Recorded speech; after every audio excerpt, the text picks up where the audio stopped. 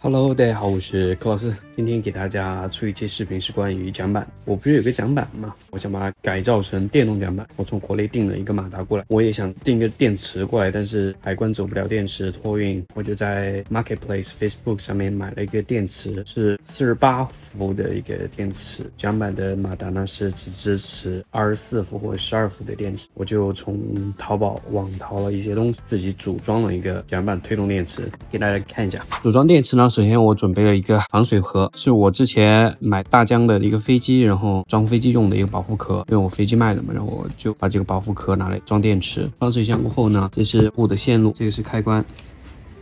這是我做的防水膠，做的不是太好看，但是能用。這邊安裝了一個防水接口，這邊有一個線路，一正一負。正極的話是接的開關。我是買的是48伏的電池，所以我裝了一個 DC to DC 的一個降壓器，48伏轉24伏，它讓它降壓降到24伏，然後出來，然後連上我的槳板馬達。這是一個萬用表，因為我要布置這些線路，所以說我用這個萬用表檢查它對不對。這些都是我組裝過後的。我現在去拿我的馬達，然後拿了馬達過來組裝好，我線路已經布好了，我把我的馬達拿過來了。這是槳板馬達，這是一個電控，這是一個遙控器。組裝呢就是把這個電池放到電池箱裡面，降壓器也放進去，從電池箱取電到電吊，然後輸出到我們的馬達，馬達再由這個遙控器控制，大概是這樣。然後現在我來組裝。第一步是連接降壓器，我現在降壓器已經連好了。這個是走48伏輸入，輸出24伏，負極走這裡，正極走這裡，接一個開關，然後輸出。這是第一步。第二步的話是把我們的電池裝上去。這是第二步，裝上電池，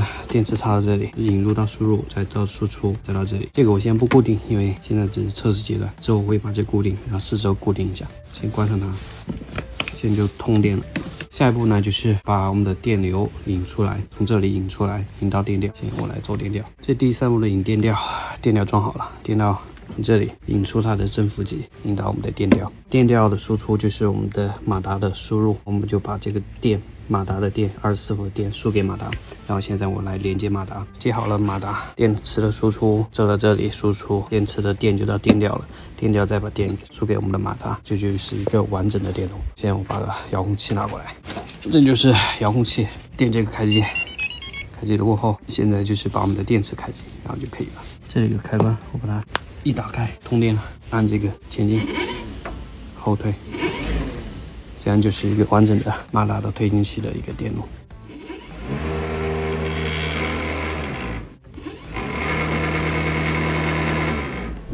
這就是我馬達的一個完整的一個電路準備。